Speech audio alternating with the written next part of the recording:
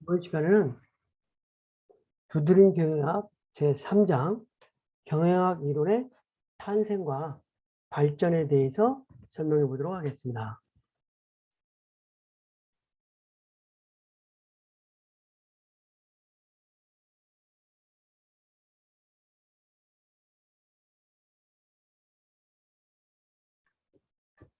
경영학 이론의 탄생과 발전을 어떤 고전적인 경영이라고 해서 경영학 이론을 처음으로 도입된 테일러의 과학적 관리법이라고 하는 어떤 근로자들의 동작 연구를 통해서 어떤 동작을 연구를 통해서 저성과자와 고성과자를 구분해서 고성과자에게 대우를 해주는 방법으로 어떤 관리의 체계를 바꾸는 방법으로서 관리를 하는 고전적 관리 방법이 채택된 최초의 경영학이 탄생된 체계적 관리부터 현대에 이르는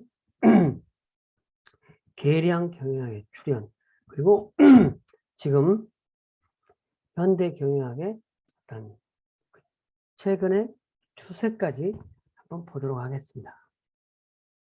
이제 과학적 관리법이 어떤 도입됨으로써 경영학의 어떤 이론이 탄생하게 됐는데요. 어떤 그런 배경은 19세기 후반에 부당한 어떤 수당을 지급했다.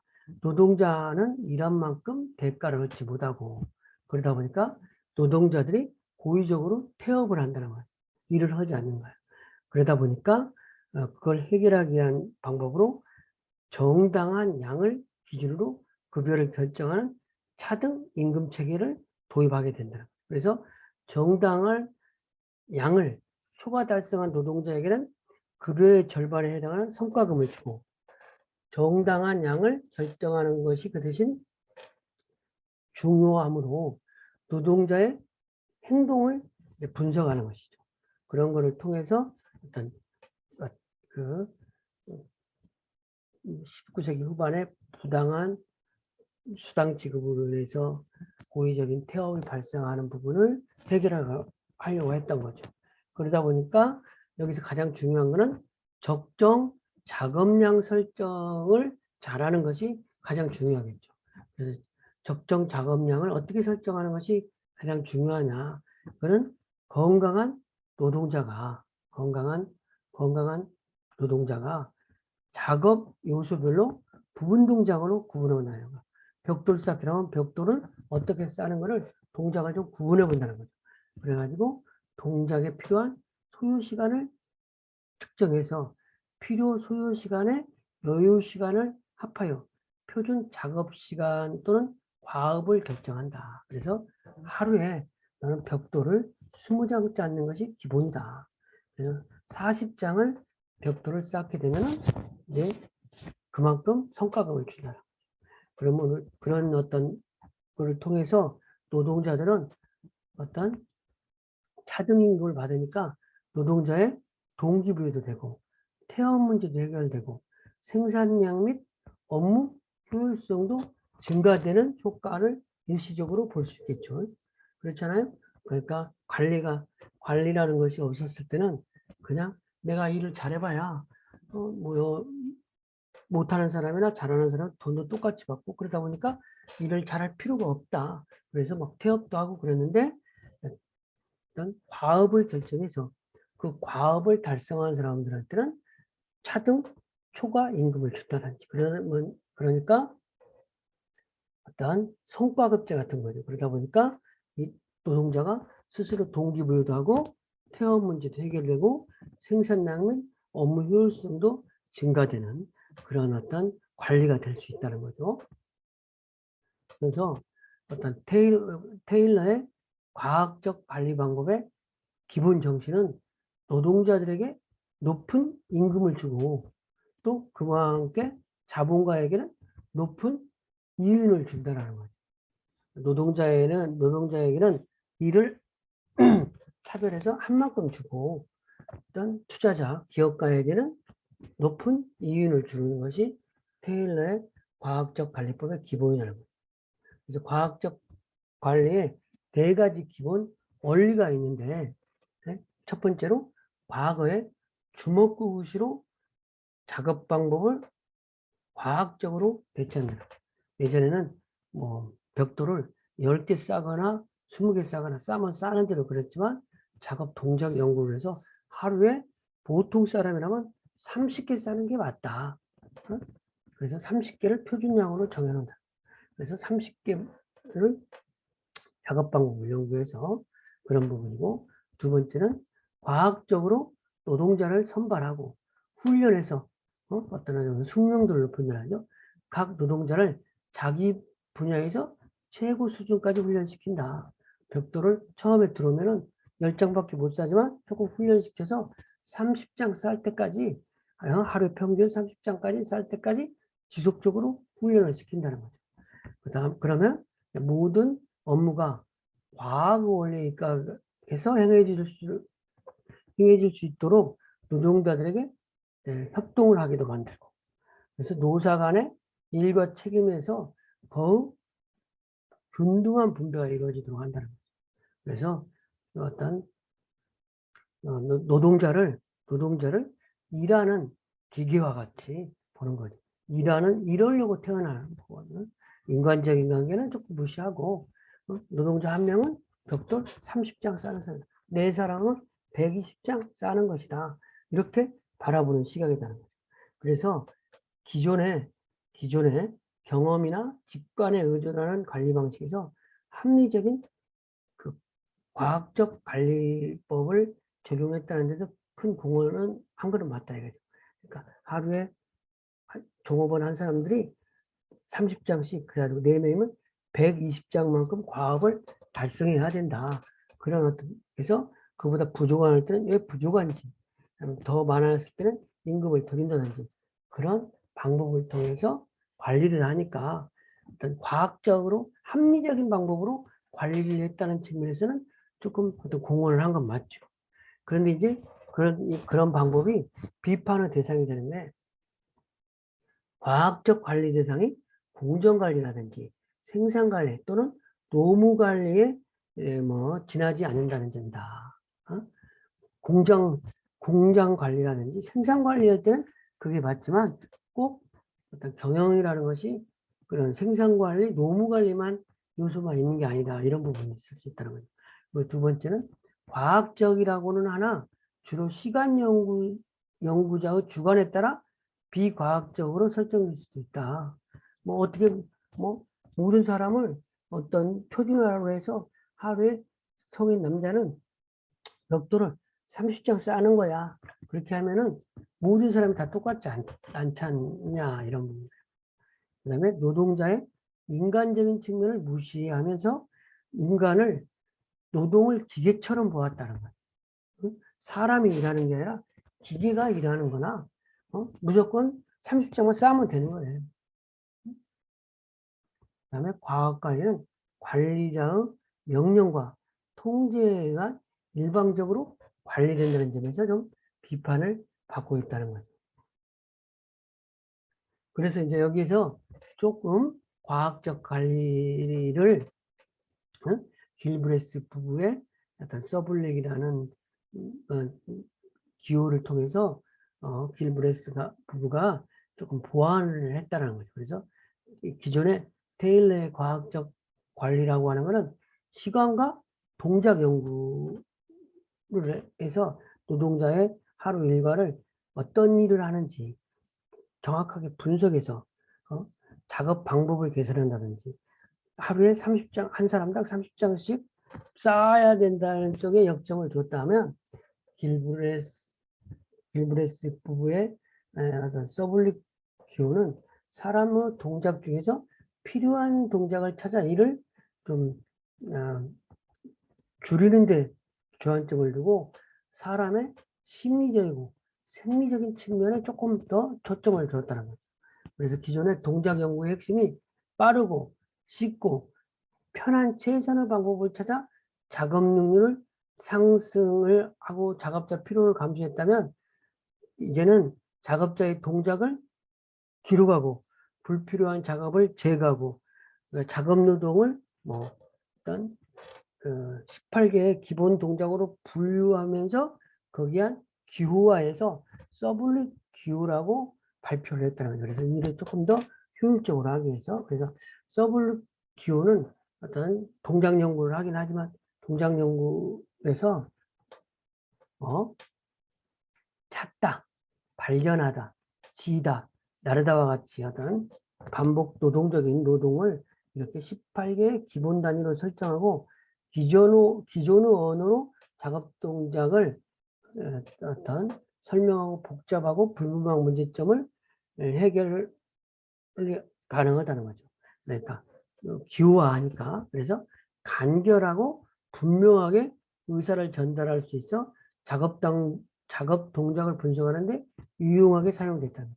그러니까 막 외국인이 일을 하더라도 조금 더 어떤 작업 동작을 세분화하고 그러면은 조금 더 쉽게 할 수 있도록 하는 그러니까 조금 더 인간적인 측면, 사람의 심리적인 측면, 생리적인 측면을 고려해서 일을 조금 더 편안하게 만드는 동작을 조금 더 효율적으로 세분화해서 이러한 데 기여를 했다. 이 역시도 고전적인 관리 방법이 되겠습니다. 그 다음에 이제 고전적 경영학 중에서 세 번째는 포드 시스템인데 포드 자동차에서 기존에 어떤 수동으로 조립했었던 단계죠. 포드의 T차를 개발하면서 자동화 시스템으로 공정을 만들어서 생산을 하게 되니까 어떤 생산량이 대폭 늘어나는 결과를 발생되는데 여기에서 포드 자동차의 어떤 이러한 방법을 포드 시스템이라고 한다는 거죠. 그래서 숙련공의 수작업과 부유층만이 어떤 소유할 수 있는 고가의 자동차라는 개념에서 그런 개념에서 자동화가 돼서 대량 생산이 되니까 어떤 자동차 시장이 누구나 장만할 수 있는 대중품으로 어떤 자리매김이 되고 또 대량 생산이 가능하게 됐다는 거죠. 그래서 자동차의 시장이 변하게 됐다는 거죠. 그래서 단일 차종 대량 생산이 가능하도록 됐는데, 그러니까 부품을 표준화를 통해서 컨베이어 시스템을 통해서 쭉 일렬로 서서 자동차를 조립하는 거죠. 그러면은 하루에 옛날 같은 수작업을 해서 한 대만 조립하던 거를 이제는 공장에서 뭐 100대, 1000대 이렇게 조립이 될 수 있다는 거죠. 그래서 그렇지만 이게 대량 생산 컨베이어 벨트 시스템에 의해서 자동차가 조립되다 보니까 불필요한 노동 시간을 최소화하고 적절한 노동력을 활용을 가능하게 한다는 측면에서는 장점이 되지만 또 어떤 이거 역시 어떤 인간성을 조금 결여한 노동자를 어떤 도구로 보는 측면이 있는 거죠. 그런데 컨베이어 시스템이라고 하는 거는 작업 동작을 3S라고 하는 거를 도입했다는 거죠. 3S. 단순화, 표준화, 전문화. 단순화는 심플리피케이션, 제품 작업 동작을 좀 단순화하고 표준화해서 누구나 좀 와서 어떤 조립할 수 있도록 전문화해서 기계와 공구를 전문화를 통해서 어떤 자동차 조립을 하루에 수작업을 해서 몇 대만 하던 작업을 이제는 컨베이어 벨트 시스템에서 대량 생산이 가능하도록 하는 시스템으로 바뀌었다는 거죠. 그래서 포드는 어떤 기업은 공공윤리에 입각해요. 이윤만을 추구해서는 안 되고 이윤은 어디까지나 사회봉사 결과로 보여야 한다는 포디즘을 주장하며 이는 오늘날 어떤 기업의 사회적 책임을 말하는 어떤 토대가 되게 됐다. 그래서 노동자를 여전히 기계의 일부로 보았다는 점에서는 비판적인 시각이 존재하지만 수작업을 통해서 포드 자동차를 만들었던 것을 포드의 T차를 개발하면서 컨베이어 시스템을 도입해서 어떤 그런 도입을 해서 자동차 조립 과정을 단순화하고 표준화하고 전문화시켜서 대량 생산을 가능하게 함으로써 또 소비자도 대량 생산하면서 가격이 싸지니까 또 누구나 자동차를 사용할 수 있도록 하는 그런 거를 만들었다는 거에서 포드 시스템은 어떤 기여를 했지만, 그리고 포드는 어디까지나 또 이윤만을 추구하지 않고 사회에 봉사를 해야 된다는 그런 부분을 주장해서 사회적 기업의 사회적 책임을 돈을 내는 어떤 토대를 마련했다는 부분은 평가되지만, 노동자 입장에서는 기계의 일부로 어떤 부품을 조립하는, 지속적으로 부품을 조립하는 어떤 기계의 일부로 그 노동자를 보았다는 비판적 시각이 존재한다는 거죠. 네, 고전 경제학에서 과정관리라고 하는 건, 과정관리라고 하는 것은 프랑스 기업가의 페이올이라고 하는 사람이 전체 관리자 입장에서, 기업 전체 관리자 입장에서 기업 전체 관리 문제에 대해서 관심을 가지고 경영관리 과정을 최초로 어떤 그 계획화, 조직화, 명령, 조정, 통제 이렇게 나누어서 경영관리를 어떤 과업을 나눴다는 데 의의가 있는 거죠. 그래서 기업 조직에 6개의 본질적인 기능이 있다. 이렇게 본 거죠. 페이올이. 그래서 기술활동, 영업활동, 재무활동, 보전활동, 회계활동, 경영관리활동 이렇게 페이올이 기업 조직의 6개의 본질적인 기능이라고 해서 구분을 했다는 거예요. 근데 이런 부분이 현대적인 의미에까지도 계속 지속적으로 연관이 되는 거죠. 그러면 생산, 1번은 기술활동은 생산, 두 번째 영업활동은 마케팅 활동, 재무, 그 다음에 회계, 그다음에 경영관리는 뭐 기획활동, 뭐 이러한 부분을 이렇게 페이올이 기업 조직의 6개의 본질적인 기능이 있다 이렇게 주장을 했다는 거죠. 그리고 또 페이올은 효과적인 기업 경영을 위해서는 14가지의 관리 원칙이 필요하다라고 해서 14개의 관리 원칙을 첨부했는데, 이 부분은 상당히 의미가 있는 것 같아요. 그러니까 기업을 운영할 때는 분업을 해야 된다. 분업, 생산 부분, 마케팅 부분, 이렇게 분업을 원리를 이야기했다는 거죠. 그 다음에 권한과 책임을 주어야 된다. 규율, 명령의 일원화, 그 다음에 지위의 일원화, 전체 이익에 대한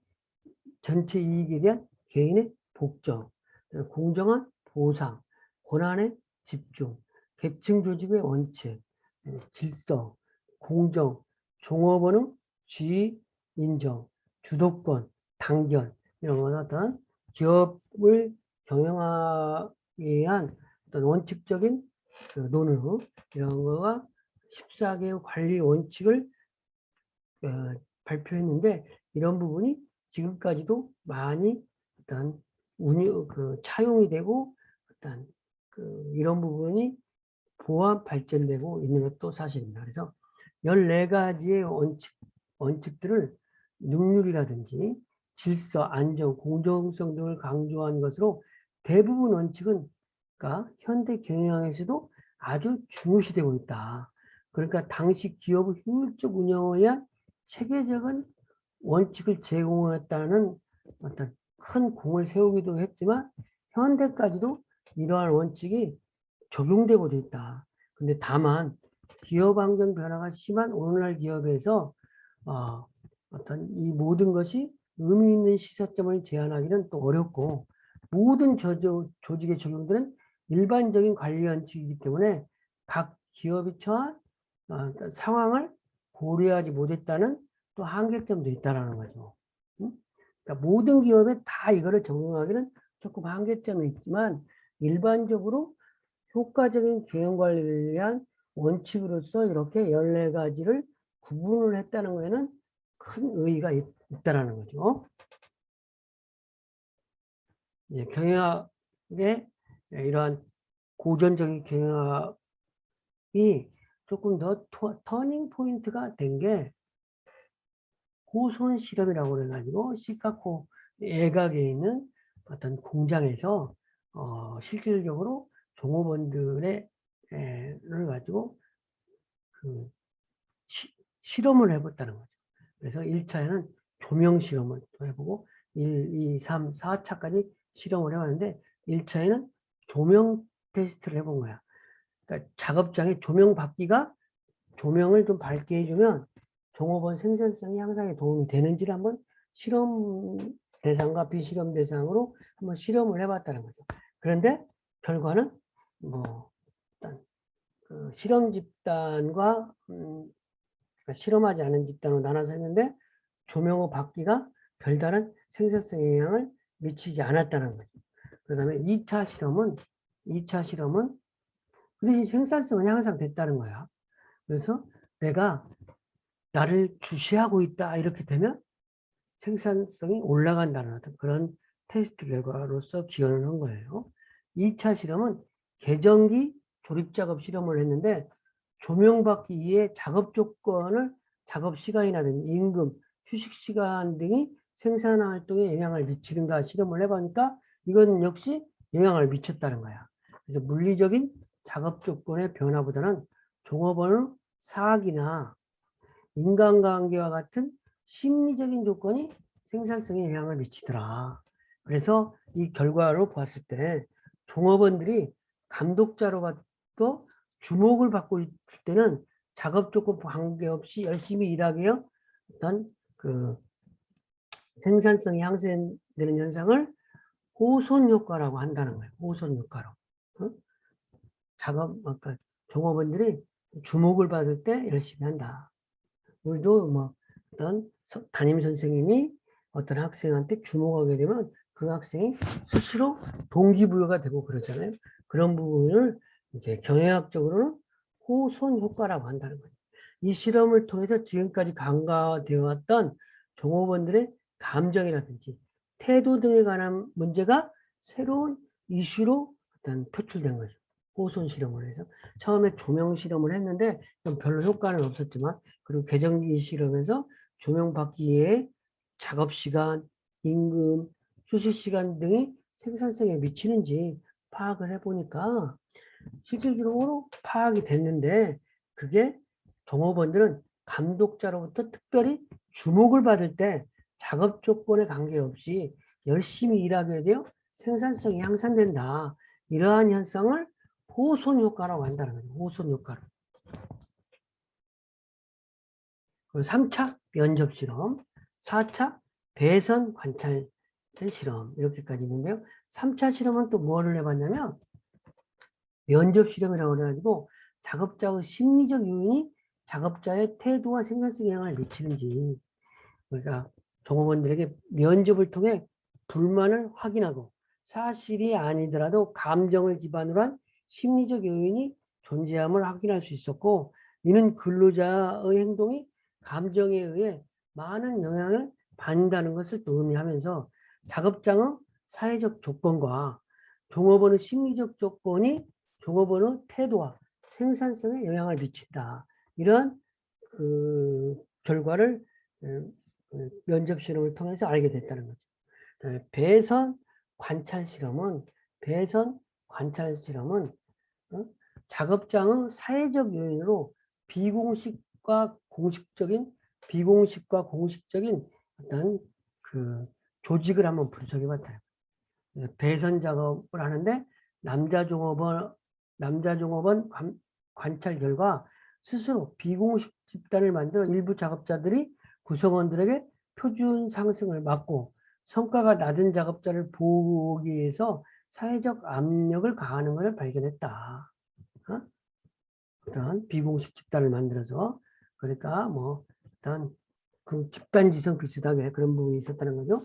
그 다음에 비공식 조직의 존재를 인식하는 계기가 되었고 작업장이 단순히 돈을 버는 장소가 아니라 사회적인 장소임을 알게 되었으며 비공식 존재의 관계가 공식 조직에 영향을 미치는 것을 알게 됐다. 그래서 이제 이런 부분이 자꾸 현재 발달해서 회사에서 동호회라든지 등산 동호회 뭐 이런 것들도 만들어서 활동을 하게 되는 거야. 야구 동호회 같은 거. 그러면 그게 조직 발전에 도움이 된다는 거죠. 어찌됐든 이런 4차례 호손 실험을 통해서 종업원들의 생산성 향상은 종업원들의 생산성 향상이라고 하는 것은 생산성 향상은 작업 환경과 같은 물리적인 요인, 임금 인상 등 경제적 요인과 같은 외부적인 조건보다 그런 것도 있지만 종업원 마음속의 감정이나 태도나 어떤 작업 집단 분위기가 또 중요한 요소가 된다는 것을 알 수 있었다는 거죠. 그다음에 행동과학적인 경영학을 그래서 인간을 이해하기 시작하는 어떤 단계, 이거는 세 번째 단계가 되겠죠.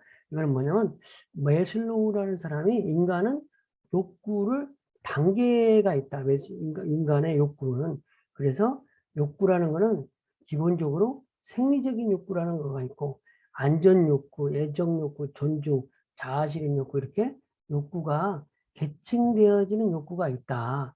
그래서 가장 밑저변에 있는 생리적인 욕구가 해결이 돼야만 그 다음에 안전 욕구를 추구하고 안전 욕구를 추구해야만 애정 욕구가 있고 그러니까 기본적으로 밥벌이를 못하고 있는데 그 생활이 안 되는데 사랑을 하거나 존경 자아실현을 하거나 이런 욕구는 조금 부차적인 욕구라는 것이죠. 그래서 생리적인 욕구, 안전, 애정, 존중, 자아실현 욕구가 계층 사다리라는 게 있다. 욕구에도. 그래서 생리적인 욕구라는 것은 인간은 생명을 유지하고 보존하기 위한 가장 기본이 되는 욕구. 그 다음에 안전 욕구는 건강한 욕구, 신체, 감정적 위험으로부터 보호되고 안전한 욕구, 애정과 소속 욕구는 사회적인 욕구라고도 하며 사랑하고 애정, 어떤 동료 간의 동료의 이런 부분, 존중 욕구는 타인으로부터 자신이 가치 있는 존재라는 것을 인정받고 싶어하는 욕구. 그다음에 자아실현 욕구는 조금 더 고차원적인 욕구인데 인간이 바라는 최종적인 욕망으로 자기가 가진 잠재적인 능력을 최대한 발휘하여 성취감을 충족시키고자 하는 욕구라는 거죠. 그래서 메슬로우는 욕구 단계랑 5단계 욕구 단계를 만들어서 욕구 단계론을 제시하였다는 거죠.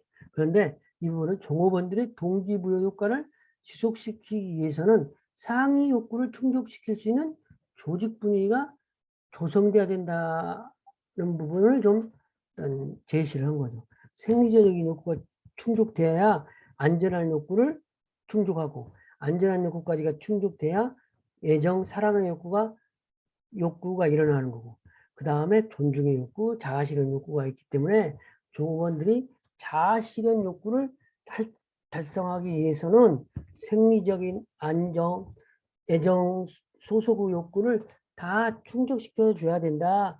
이러한 부분을 제시를 했다는 거죠.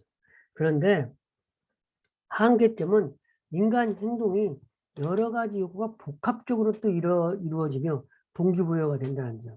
어떤 사람은 어떤 양반 같은 경우는 이빨 쑤셔도 존경받기를 원하잖아요. 못 먹어도. 그래서 어떤 욕구가 완전히 충족되었다고 다음 단계 욕구가 나타나는 것이 아니다라는 거죠. 이미 어떤 이 어떤 애정에 대한 안전 욕구를 조금 등한시해도 존중 욕구만을 추구하는 사람도 있을 수 있다는 거죠. 이러한 부분이 한계점이라고 하는 부분이라고 할 수 있겠습니다.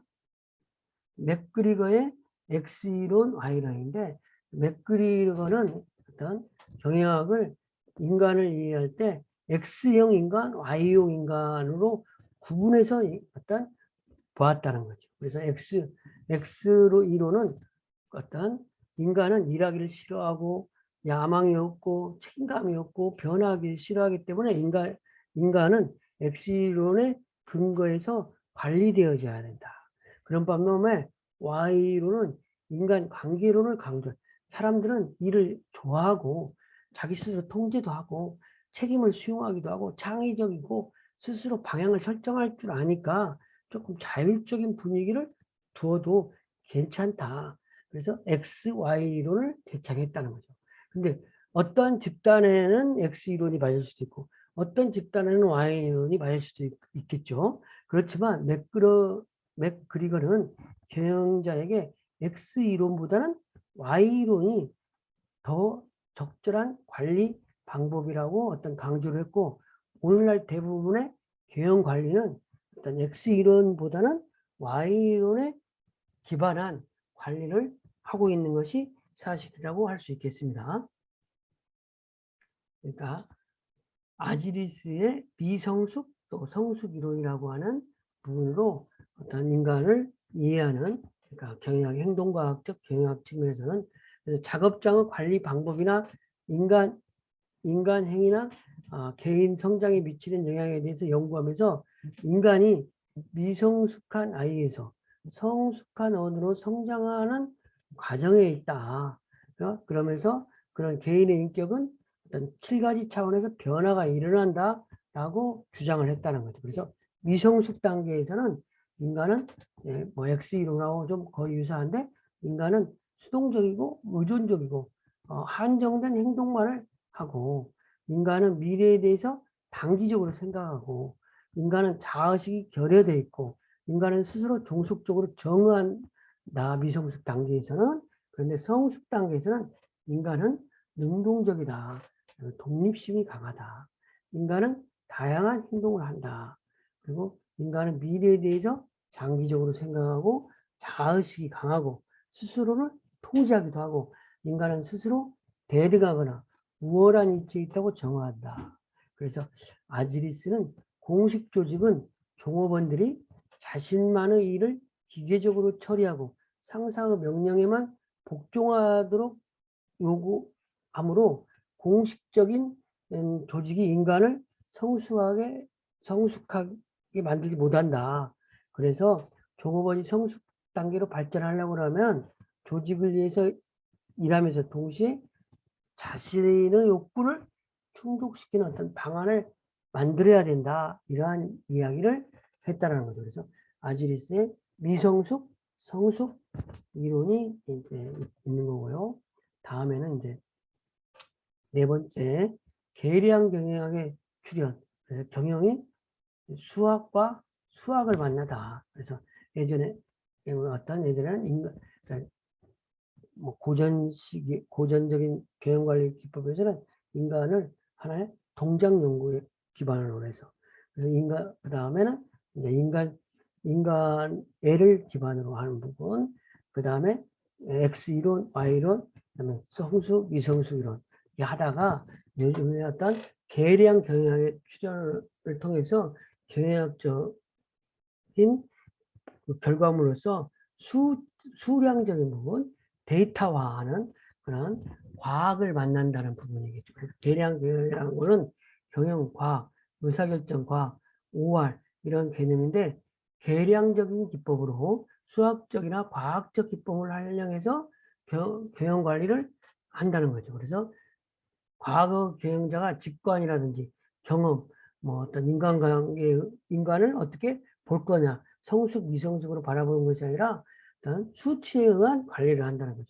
그래서 기법이 생산관리의 최적화 최적화 설계, 선형 계획법, 시뮬레이션, 그러니까 현실과 유사한 수리적 모형의 변수값을 달리하여 반복적으로 계산함으로써 그 특성을 개발하는 그런 것들을 경영학에 적용해서 생산 공정을 최적화한다든지, 신규 공장의 비용도 줄이면서 수익을 극대화할 수 있는 인원수는 몇 명이 되는 것인지, 그다음에 광고 효과를 극대화할 수 있는 제한된 예산 분배 방법은 무엇인지, 이러한 부분을 그 수치적으로 그 접근하는 방법이 계량 경영학적인 관리 방법이라는 거예요. 그래서 주로 생산 관리에서는 생산 공정과 물류망을 최적화하는 데 활용이 된다는 거죠. 수량 계량 경영학이. 그다음에 기업이 경영 전략을 수립할 때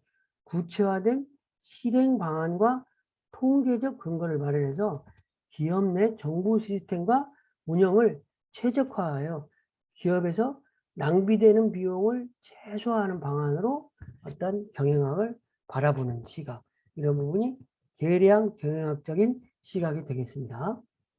마지막으로 이제 좀 현대 경영학의 이론, 이 부분은 이제 어떤 시스템적인 이론과 어떤 상황 적합 이론, 이 두 가지가 되겠습니다. 시스템 이론이라고 하는 것은 현대에서 어떤 하나의 목적을 달성하기 위해서 구성요원이 서로 상호작용을 갖추면서 연결되어 있다.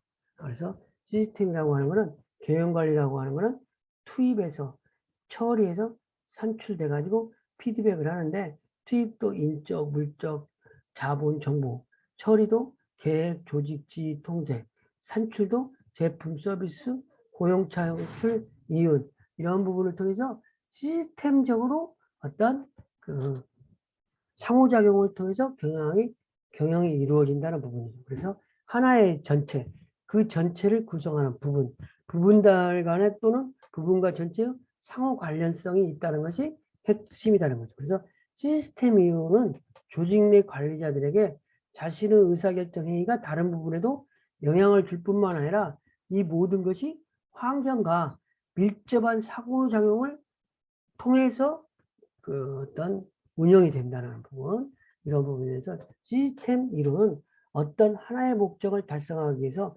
여러 구성 요인이 서로 연결되어 상호작용하는 어떤 집합체로서 경영을 어떤 이해하는 개념이 되겠습니다.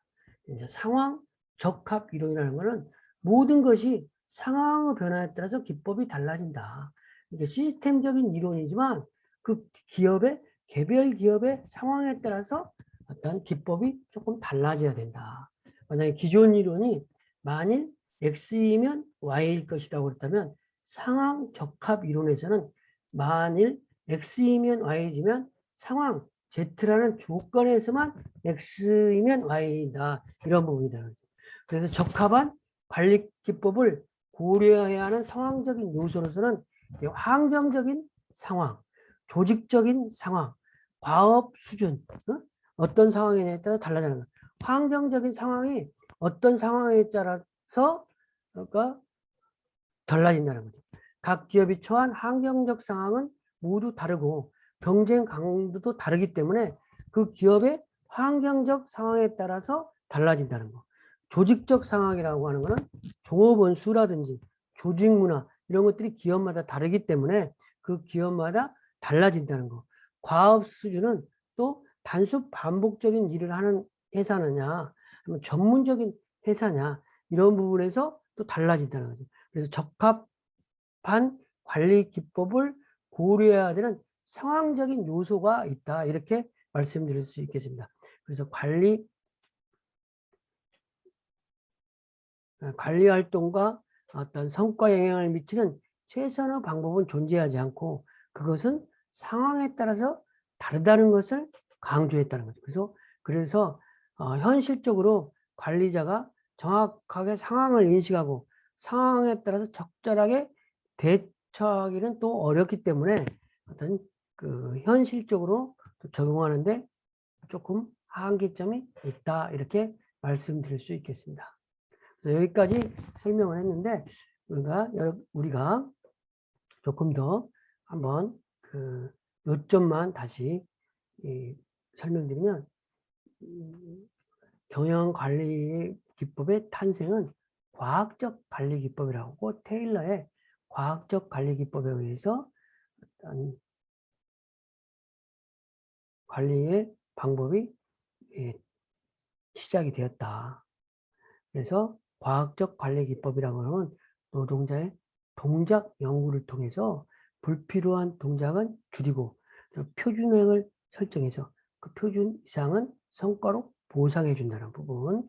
그런데 그거를 조금 더 길브레이스 부부가 서블릭 기호라는 방법을 동원해서 동작을 더 세분해서 어떤 기호화 시키면서 찾다, 발견하다, 지이다, 나르다 등의 기본 단위를 설정하고 작업 동작 설명을 복잡하고 불분명하던 것을 조금 더 간결하고 분명하게 했다라는 거죠. 그러면서 어떤 사람의 심리적, 생리적인 측면을 조금 더 보완시켰다. 그 다음에 포드 시스템은 자동화 시스템, 자동화 시스템에서 기존에 수작업으로 하던 것을 어떤 단순화, 표준화, 전문화를 통해서 컨베이어 시스템에 의한 대량 생산이 가능하도록 하는 관리 방법을 채택했다는 거죠. 그리고 이제 과정 관리론이라고 하는 거는 페이올이 어떤 관리자 입장에서 기업 문제에 관심을 가지고 경영 관리 과정을 최초로 계획화, 조직화, 명령, 조정, 통제의 단계로 나누어서 설명했다는 부분에서 의의가 있다. 그리고 이제 이 경영학의 터닝 포인트는 호손 실험이라고 해서 호손 실험을 통해서 얻어지는 결과가 어떤 종업원의 생산성 향상이라고 하는 것은 자기업 환경과 같은 물리적인 요인, 임금 인상, 경제적인 요인과 같은 외부적 조건보다도 종업원의 어떤 그 감정, 태도, 집단 분위기 이런 것들이 중요한 요인으로 작동된다는 그러한 부분이 있다. 그리고 호손 효과라고 하는 것은 종업원들이 관리자가 주목을 받았을 때 생산성이 향상된다는 부분, 그게 호손 효과라고 한다. 그리고 행동과학적 경영관리는 메슬로의 욕구 단계설, 맥그리거의 XY 이론, 그 다음에 아리지스의 미성숙, 성숙 이론 이런 부분이 있고, 이제 계량 경영학의 추천은 경영학을 과학적으로 그러니까 고전적의 과학적이 아니라 수리적인 측면으로 관리한다는 부분이죠.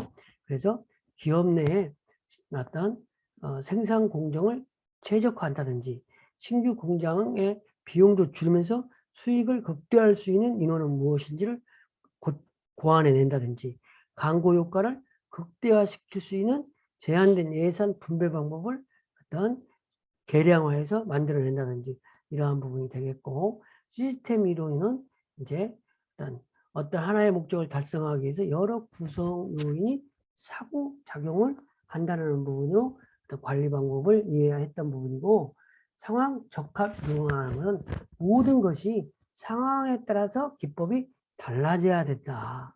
이러한 부분으로서 경영학이 점점점 발전되어졌다는 것을 볼 수 있겠습니다. 이상 강의를 마치겠습니다.